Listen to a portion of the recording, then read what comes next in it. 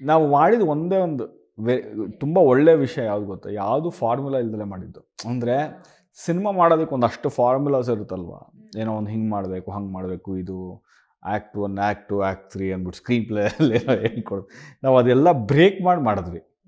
We always tried ಅಂದರೆ ಅದೆಲ್ಲ ಬಿಟ್ಟು ಅದು ಯಾವುದು ತಲೆಯಲ್ಲಿ ಇಟ್ಕೊಳ್ದಲೆ ತುಂಬ ಸಿನ್ಸಿಯರಾಗಿ ಆ ಇನ್ನೋಸೆನ್ಸ್ ತುಂಬ ಇತ್ತು ಅದು ಮಾಡಬೇಕಾದ್ರೆ, ಆ ಸಿನಿಮಾಗಳು ಮಾಡಬೇಕಾದ್ರೆ. ಇವಾಗಲೂ ಅಷ್ಟೇ. Maybe I would be the first person to break all the rules. ಇವಾಗ ಯಾವುದೋ ಇದು ಹಿಂಗೆ ಮಾಡಬೇಕು ಅಂದರೆ ಇಲ್ಲ ಬ್ರೇಕ್ ಮಾಡಿದ್ರೆ ಹೆಂಗಿರುತ್ತೆ ಅಂತ ಯೋಚನೆ ಮಾಡ್ತೀನಿ.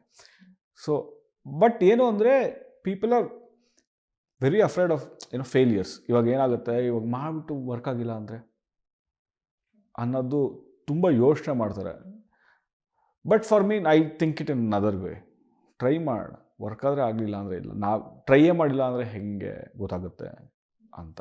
ಸೊ ದಟ್ಸ್ ವೈ ಯಾವಾಗಲೂ ಏನಾದ್ರು ಒಂದು ರೂಲ್ ಇದೆ ಅಂದರೆ break that, let see how it works. It work ಆದರೆ ಅಂತ it might be a trend setter, but you need to keep trying